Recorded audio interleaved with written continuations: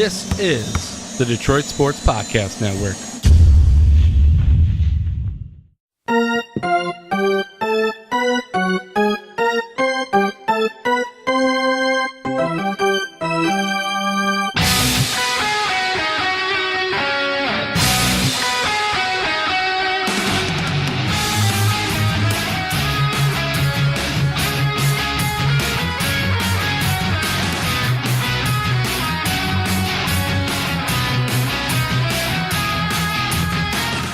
And welcome to the latest, the freshest edition of Tigers Talk with Chirco and Company. I am your host, Vito Geronimo Chirco, alongside my usual sidekick and broadcast partner and fun. That is Doc from Doc and Jack, John Charles McElroon.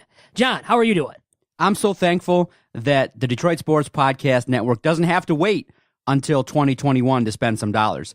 Unbelievable that Avila, when he comes out and discusses things. Now, look, it's two-sided. I understand people say, look, you got to be honest, and it's good that these general managers actually answer the questions candidly and be frank and to tell the truth. But when he comes out, and for those that don't know, general manager Avila of the Detroit Tigers, when he was doing the tour and the caravan and everything, it's kicked off. The Detroit Tigers are now reintroducing themselves, this current version of the squad. He comes out and is asked kind of like, okay, what's the status of, how the team's going to be built? What's the status of the rebuild? And he says, well, in essence, Chris Ilitch is on board with this, and we're not going to have dollars to spend on any real free agent, meaning any talented individual that can actually help the club get wins until 2021. And when I heard that, I was like, man, you know what? Sometimes there are times when I want you to lie to me. And this time, damn, lie. Just say, you know what? We're in the midst of a rebuild. It's going to go great. We think we got all this young talent. We think they're going to come up in the next couple years. In essence, he said, look, checkbooks closed for the next 3 years. 2019, 2020, 2021, Vito. That's 1,000 days. That's about 200 episodes of this podcast. Yeah, so more losing to talk about on this very podcast too, unfortunately, right? Vito, we're going to be on episode 350 before we talk about anything competitive with the Tigers. Well, if you and I are still here. Yeah. With this cold, we might not still be here. But anyways, it's dreadful, but realistic for what the Tigers want to do moving forward, becoming a better team for the long-term future, younger and better for the long term. So they have to suck it up and rebuild, and full-fledged rebuild. So I'm happy that they've accepted this full-fledged rebuild, and they're not going to spend these big bucks right now on free agents endlessly and aimlessly when they're not going anywhere. They're not in a win-now mode, so why spend all these big-time bucks on Bryce Harper, Manny Machado, those players, and not go anywhere with your ball club, though? And specifically, win now with those guys.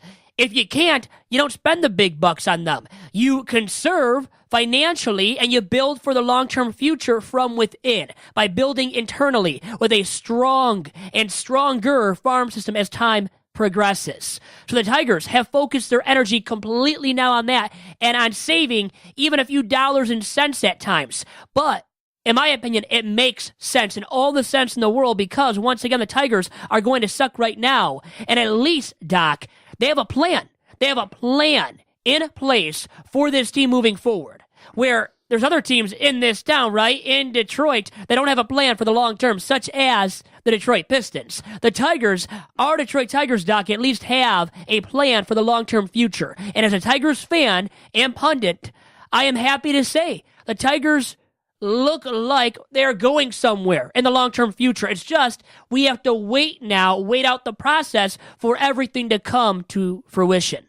What's the plan then? What are you seeing? Well, to build for the long term, to be a good ball club and competitive by 2021. I think they want to be a competitive ball club, at least semi-competitive by 2021. And once 2022 hits, they should be a team that is winning 90 games and is competing for World Series appearances, at least, I would say, Doc. Vito, I have to play devil's advocate. Obviously, yes, you've stockpiled a bunch of arms.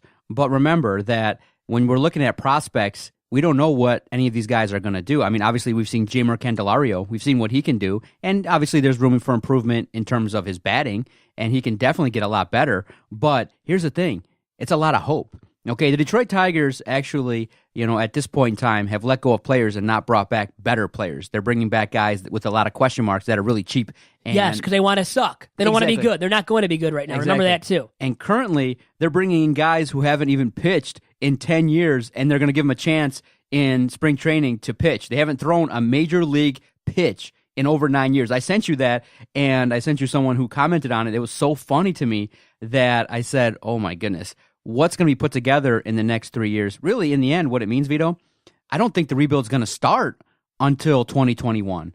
Okay, I don't think that... Well, what do you label as a rebuild? A rebuild is being bad and getting younger for the long-term future, so you're good in 5-6 years down the line. So what do you mean by that? This is currently the teardown. This is currently the awfulness. This is currently having a roster that can't compete. You got to remember, 2019, 2020, 21, you're going to be looking to get rid of Jordan Zimmerman, probably Nick Castellanos. You're going to be looking to dump a bunch of high-end players and rebuild. Now, the rebuild starts when the talent comes in. Obviously, when maybe Casey Mize, who has been now formally invited to spring training, when they make the team and contribute.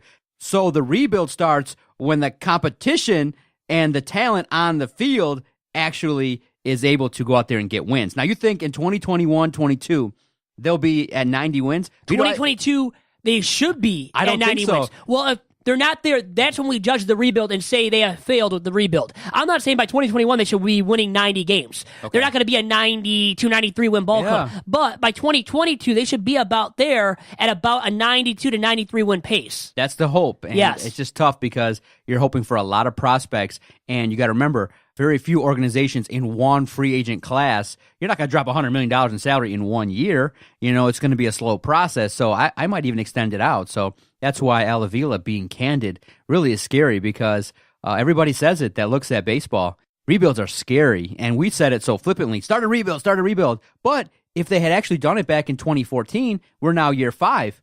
You know, so I think that when you delay it, you just brutalize the fan base because, man, Vito, they're asking us to be patient. And like I said, I'm a patient man. Are you? Yes. Really? But with the Tigers, Pistons, Red Wings, and even you can make an argument the Lions in the midst of acquiring talent and, you know, getting their shit together and getting off the ground.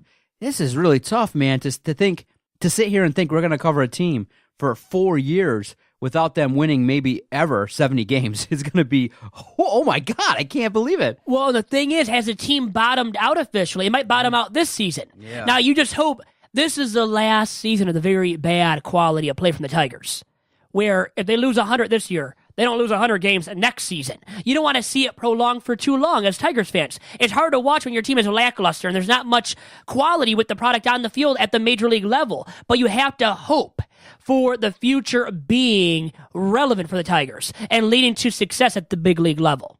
Speaking of being candid, Avila also got criticized a little bit for discussing, you know, the situation for Nick Castellanos. He basically said the phone lines are dead and the market for him is not there. And some people said, look, you're being too honest. Look, if the phone lines are dead, you got to make it so that the phone lines reactivate. You can't say that, because in the end, that means that the price is low, that you're telling everybody that Nick Castellanos isn't that good. I know it's along the lines of telling lies, but you don't say it like that. You don't say the phone lines are dead. There's no one really calling for Nick Castellanos right now.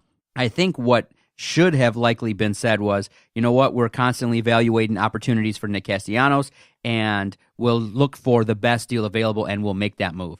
And I think that's another avenue that Avila could have done a little bit better was, you know what, you don't have to phrase it in the exact same way that you did. You can say the same thing, but maybe phrase it differently, and I'll get your sense of that. But also discussing Nick Castellanos, fair or foul that it came out that he said basically, if I'm going to be traded, I want to be traded now. I want to be traded ASAP, when in reality, the likelihood, the realistic scenario is going to be he's got to perform a little bit better in the field. He's got to be a little bit better defensively. If he can get off to a hot start, that would be the greatest help to the Detroit Tigers, because that'll afford Avila and management a chance to trade him in July. And I think that's probably more realistic. I think he'll be the starting outfielder to start opening day. But I agree with them. I think that for a guy like that, you want to start spring training fresh. Get acclimated to your new organization, figure out what's going on. Especially, we have to also look at their personal side too. You know, residence, getting, you know, things in order in terms of your personal life with living. Getting traded right in the middle of the year, it sounds like, and from what I've read, is just awful for players. It's so hard. It's a tough transition because you got to move around, you got to get places. It's just really hard. So a guy like Nick C, I don't blame him for saying it, and especially too, he knows it. there's not going to be no competitiveness. I mean, the guys that went on the Caravan, I give them credit. They tried to sling the shit. They tried to say, we're going to try to go out there and win the games and things like that. But that was said last year, and they went out there and lost 90-plus games. Everybody knows, and there is no me against the world mentality. This team is going to stink royally, and I just think that for a guy like Nick C, it's very fair for him to say, get me the hell out of here. Well, because it's highly inconvenient to be traded mid-season.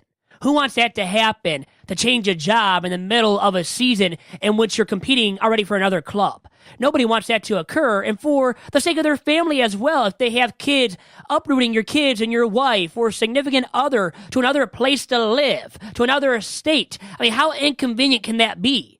Now, from the Tigers' standpoint, you can allow him to play the start of the season with your ball club. But from my standpoint, when I look at Nick C., his trade value will still always be limited by his lackluster glove out in right field. That is also proven to be a lackluster glove at third base. So where can you trust him on the field? You really can't trust him anywhere on the baseball diamond defensively. And that's why his trade value is so significantly limited. Now, should Avila have come out and said what he did regarding Nick C's trade value, though? I would say no. That's the case where I would say I would advocate for, actually, Avila lying to the media and to the public about the trade value of Nick C. Because you don't want to give off the impression that the trade value is so low that you will take any kind of offer for Nick C in return for his services. So I didn't like that totally coming out of Avila's mouth recently. But it is him being candid, and there is something about being candid, right? And us as fans and media members alike, we like hearing that and getting that candidness, right, from these GMs, from these team presidents, from these front office executives, such as Avila with the Detroit Tigers. So I give him credit for being transparent, for being candid, but in this situation that we're talking about right now regarding the trade market for Nick C., I think he should have been a little less candid and maybe tried to manipulate the masses instead of revealing the truth about Nick C's lackluster trade market. What's your thoughts about this whole Caravan thing? I think it's cool that you kind of introduce the fans to the new roster and things like that, kind of get everybody psyched up, but kind of word is that this year the ticket sales weren't the best and it was kind of lightly attended.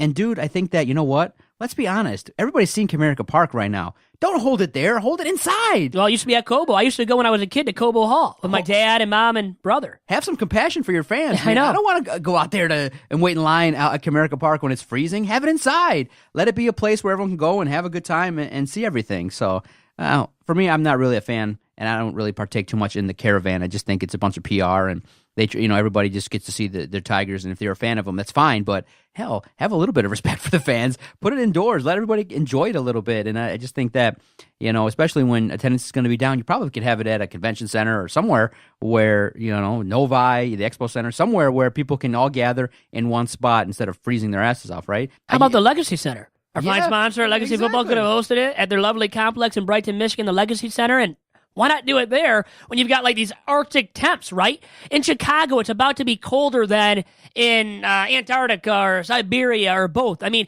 we've got Arctic cold temps throughout the Midwest, in the state of Michigan, in the city of Detroit, obviously, at the same time. So people are freezing their asses off to go support these Tigers players that won't be on the roster more than likely, more than half of them by the end of the season or by the end of 2020, let's say. So what fans in their right minds want to go out and support these Tigers and at Comerica Park when you're outside in the elements and it's freezing cold out? I mean, there's schools being canceled left and right. And people really want to go and support these Tigers right now when they know they're going to be irrelevant in 2019 and 2020 as well.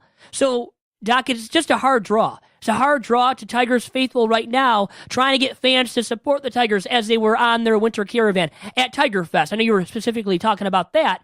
That used to be held indoors at Cobo Hall. Like I said, my dad would buy tickets for my brother and my mom, and we would go as a family and have a fun day. And that's when the Tigers sucked hugely. Back in 03 and maybe 03 to 05, 02 to 05. That's when we were Tigers ticket holders, my dad and my family, and we would go to the ballpark and go to these Tiger Fests and support the Tigers, support guys like Dimitri Young, Bobby Higginson, Shane Halter, you name it, guys that have largely become irrelevant since and only looked good at times on those teams because those teams suck so much. But we supported the Tigers through the thick and the thin. And right now as Tigers fans, Doc, we have to still support the Tigers through thick and thin. We have no other option. If we want to stay on the Tigers bandwagon and continue being loyal Tiger supporters and fans, we have to keep supporting them right now, even though, yes, the writing's on the wall that this club is going to be miserable in 2019, more than likely in 2020, and this season specifically, the Tigers could lose north of 95 games, 95 to 100. And if they reach that 100-loss plateau, I mean, that sucks for us, right, as Tigers fans, and for the organization. But you have to look at it optimistically for the long term and hope that the long-term results are fruitful because you're sucking right now and accumulating all of these nice top draft picks.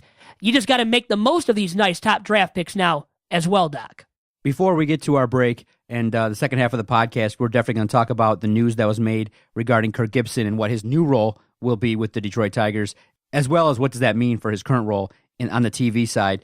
And then the Detroit Tigers are doing something similar to the Red Wings, and we'll talk about it in terms of the fan experience when they go down to Comerica Park. It's going to be interesting in terms of tickets. And there's another trend in sports that likely is happening that we'll talk about in the second half of the podcast. But before we get there, what's your thoughts about Casey Mize getting this spring training invite? Worth it? I mean, what else do you have to anticipate as fans and to look forward to? At least that's exciting, right? Or semi-exciting, seeing Casey Mize, a nice right-hander, your top pitching prospect, your number one overall pick in the 2018 Major League Baseball amateur draft. So you want to see these young guys sprout up and rise to, the occasion and emerge onto the scene.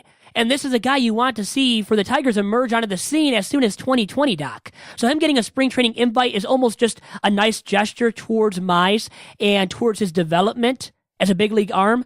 But I think it's something, that is exciting for us as Tigers fans to be able to talk about right now on this podcast when it's freezing cold once again and there's not a lot of optimism and expectations for the Tigers Major League Baseball squad in 2019. So it gives us at least a little bit of optimism for what's to come for the Tigers in the long-term future, Doc. You mean you're not excited for the Jordy Mercer, Nico Goodrum double play combo? Who is, right? How about Jordy Mercer going around on the Tigers winter caravan and going to National Coney Island and being the guy that is there to represent the Tigers? A guy like that. Really?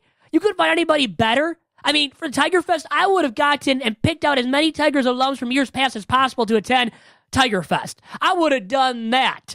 No doubt about it, because when you have guys like Jordy Mercer there selling your product, that's not good for the state of the franchise then. And you're not going to draw in many new fans or keep many fans either. Even though, when you slice it up truly, if you're a true Tigers fan, once again, you're going to be through thick and thin. So when they suck, you're still a Tigers fan at the end of the day, Doc, which I am. I'm kind of getting excited. Mercer to Goodrum. Yeah, how about that setup right there? Wow. Can't wait for Matt Shepard to be calling that double play action. Jordy Mercer gets the ball. Oh, error. Error, yeah. Much more of that. Into the outfield. Oh, my God. Oh, my goodness. Hey, 10 errors, by the way, by Mercer in back-to-back seasons. So 10 errors at least from him this season, right? And Nico Goodrum, I just hope he hits as good as he did in 2018 because he came out of nowhere. So we will see what the Tigers, and we'll talk more about everything Tigers related after this quick commercial break. And Doc, as you know, one of our fine sponsors at the DSP Network is the Legacy Football Organization. And they are located in Brighton, Michigan at the beautiful Legacy Center Complex, where you can keep warm during these Arctic cold temps here in Michigan. And Doc, Legacy is the premier off-season development program in the state of Michigan, in the Midwest, and in the entire U.S. of A.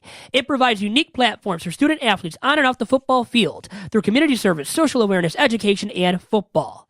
And it features a staff of many former collegiate stars and NFL players, such as legendary Lions wide receiver Herman Moore, and a past guest of Two Bad Hombres in three-time All-American linebacker at Doc School, Michigan State University, Greg Jones. So if you want to find out more about Legacy Football and all of the events they are hosting in the new year, please contact National Director of Football Ops, Justin Cesante, or go online to Legacy's terrific website at legacyfootballorg.com.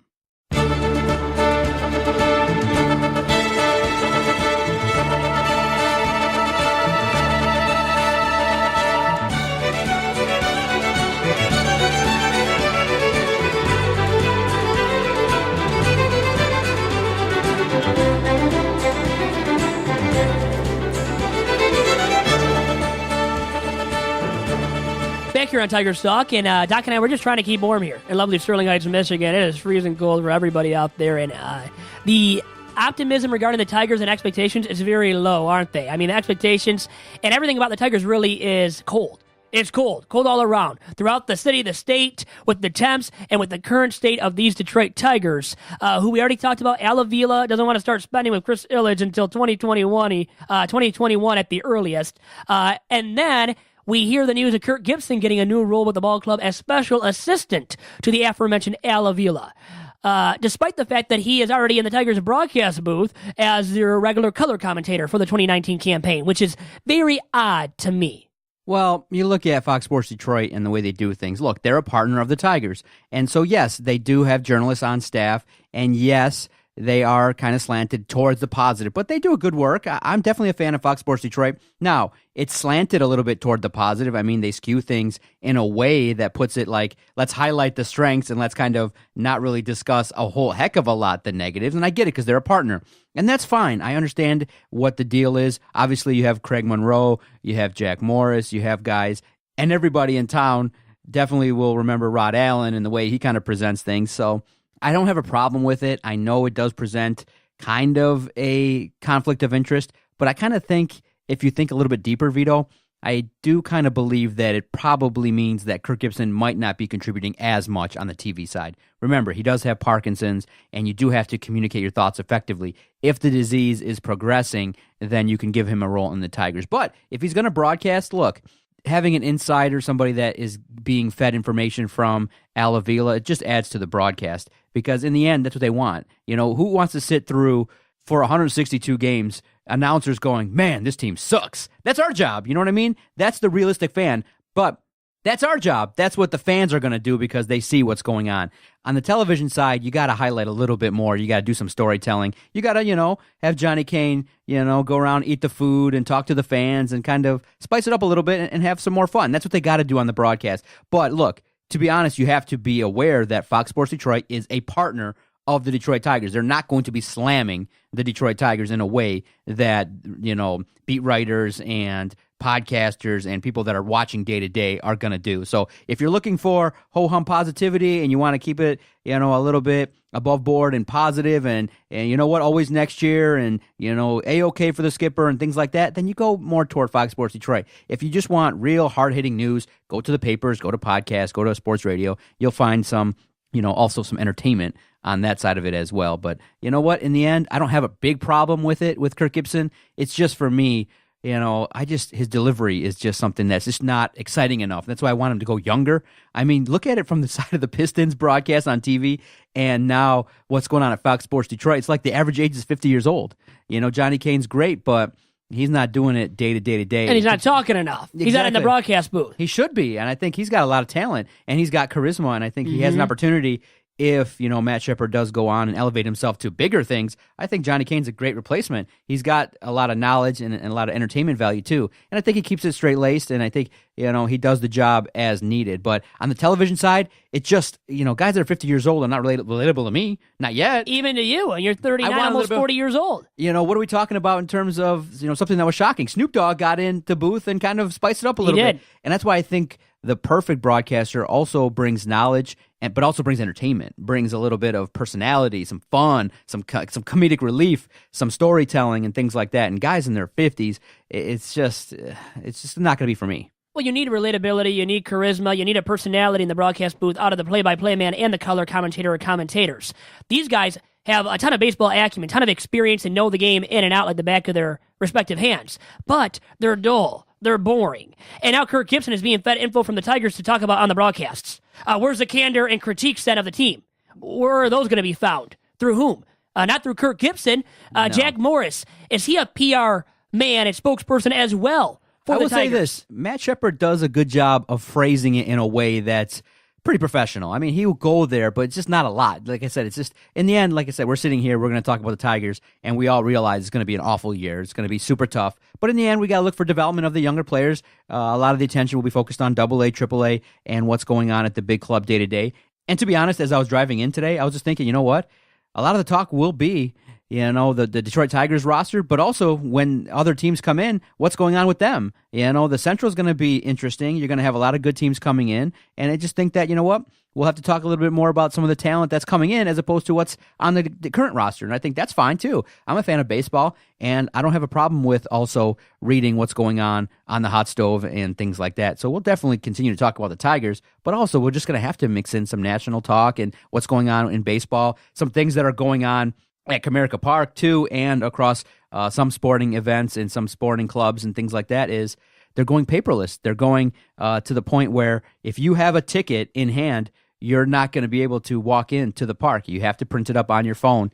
And it was interesting thinking about that because a lot of the fans that go there are older. How are they going to respect it? I spoke to my dad. He's confused. He doesn't know what to do. He can't even get on his phone. I've never done it either.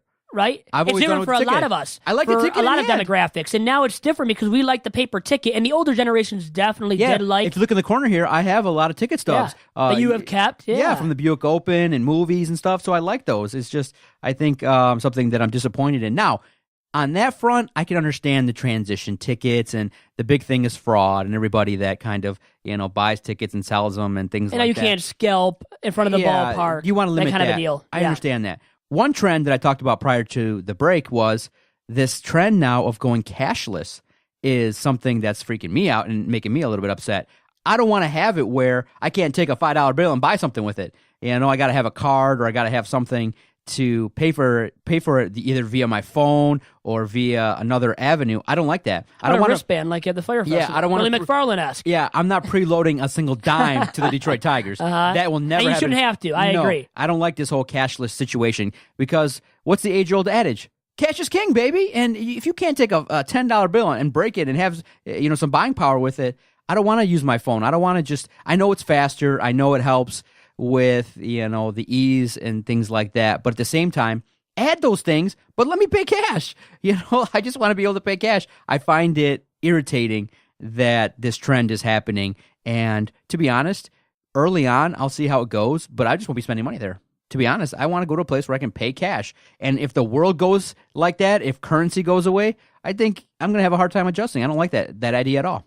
Well, I think my age group or generation is going more and more cashless too. We love our cards, I guess the feeling of it, and we don't carry cash. A lot of us are cashless or are broke and moneyless. More of that for me, moneyless. You're moneyless. So completely. So forget about having a card and money on that. There's no money on that either. And I have no cash as well. So no money. But realistically, for my generation, I think, Doc, nowadays, it is more and more important to us to have a debit card fully loaded and to pay via that method than with cash. And I know it's not like that for you and the 39 and 40, 45, 50-year-olds and older than that, where it used to be, right, it was all about cash. You always carried cash around. And my mom and dad still to this day make fun of me at times for not having cash on me to pay for a little item here and there that might only be $2 or something else minuscule. And for me, though, I've gotten used to the card. I always have my card around with me in my wallet, and I just flash it and swipe it or slide it in, baby, using my chip reader on my debit card. So I've become adjusted to that fully, and because of that, I don't really, on a consistent day-to-day basis, carry cash.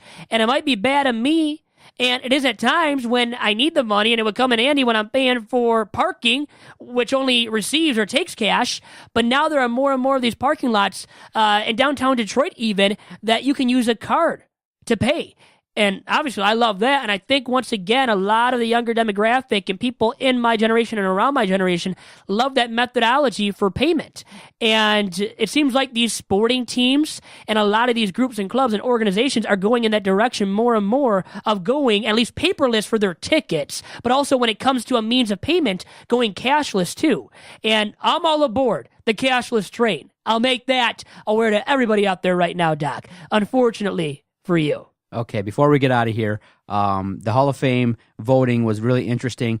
What was your reaction takeaway to Mariano Rivera, a closer, being the first player to receive unanimous voting to enter the Hall of Fame? I think a lot of people were kind of questioning the writers and things like that, going, man, you had all these great players. Every year around the time of the Hall of Fame voting, you get all these complaints and things like that. And obviously it brings us to the results and where Lou Whitaker fits in. But I'm okay with it. Mariano Rivera was a surefire guy, and I think that if there was going to be a unanimous vote and it was somebody that was hands down a guy that should have been in, I don't care if it's Mariano Rivera. I don't have a problem with the writers.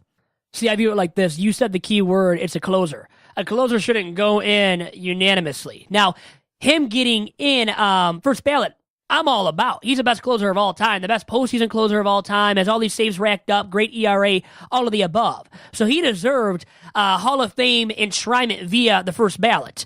I'm more concerned and I guess up in arms right now on this podcast about the fact that he's the first guy ever to be a unanimous selection to the Major League Baseball, to the National Baseball Hall of Fame in Cooperstown, New York. That's where I find fault with the Hall of Fame voters here, because there's so many guys in the past that have been worthy of that validation as a Hall of Famer and of getting in via that route unanimously and have not been a unanimous selection. How could you vote no on Mariano Rivera? He's hands down. Well, it's just other guys that voted no on Ken Griffey Jr., on Willie Mays and Hank Aaron, greats of the past that should have been voted in unanimously too. So That's you're how I okay view it. with just cause, out of principle? I would say because he's a closer. I think closers and guys that are DHs, there's a little bit less credibility for those guys. Those guys are hurt a little bit by the fact of their positions just not being heralded as highly. And the closer doesn't pitch every day. He is just a closer. No offense to these closers out there that are dominant, such as Mariano Rivera. Once again, the greatest regular season and postseason closer of all time. Yet I think a guy that deserves enshrinement into Cooperstown unanimously is a guy that plays another position. Even as a starting pitcher, it might even be debatable and controversial for a starting pitcher to get in unanimously. But I would say position players. Position players are for sure the guys that come to mind for me that deserve it the most, deserve to be voted in unanimously by the Hall of Fame voters. These other guys that I said DHs too, that are DHs, that are pitchers. I think it just looks worse for those guys to get in unanimously, especially when other guys have not gotten in unanimously, such as Ken Griffey Jr., Willie Mays, Hank Aaron, Babe Ruth. These greats of years past have not been voted in unanimously. Come on, man. A big come on, man, to the Hall of Fame voters out there that have been voting in years past and have not voted those guys in that I just mentioned unanimously. Mariano Rivera should not have been the guy that is the first to be voted in unanimously by the Hall of Fame voters. One last note. Do you think that the trend is for Lou Whitaker to be one of the guys soon to be enshrined? I think it's going to happen. I think in 2020 via that modern baseball era ballot, and he better just be on the ballot to start off. Then the committee should vote him in. He deserves it because all these other guys are getting in, and Mariano Rivera, back to him, not to dog him all day long here on Tiger Talk this week, but his career WAR, according to BaseballReference.com, is 56.2. Lou Whitaker's is higher than that. It's higher than Roy Halladay, who got in as well on the first ballot. A guy very deserving. And I know Whitaker plays another position, so it's different per position and how these guys are valued and measured. But, man, Whitaker, you look at him, didn't last past 1 year on the ballot? You got to be kidding me. So he better be on the modern baseball era ballot to start off. And these guys will get together to vote on that, by the way, in late 2019, so late this year. And then he could be actually inducted into the National Baseball Hall of Fame in Cooperstown come 2020. And I hope it does happen because he's very deserving of it to happen. Trammell, Whitaker, Mercer, Goodrum. Bunch of Hall of Famers right there. They definitely belong in the same sentence, don't they? Not so much. Great podcast recording, Vito. I think I like it up until maybe spring training. It's probably going to be this Tigers Talk every other week, I think. Unless major news happens, I mean, we'll play it by ear, but I definitely enjoy the work that we're doing. I want to thank the sponsors of the podcast, the Legacy Football Organization, for allowing us to broadcast and provide great content talking baseball. The season's going to get here. We'll ramp it up soon, but up until then, we'll continue to broadcast when news is made and things like that. Don't worry, Vito's not going anywhere. It's just that he's definitely taking on a better role with the network. And when news breaks with the Detroit Tigers, we'll definitely be here to bring it to you. For Vito Chirco, I'm the Doc John Macaroon. I look forward to talking baseball again with you on DetroitSportsPodcast.com. You can't get rid of me yet. Adios.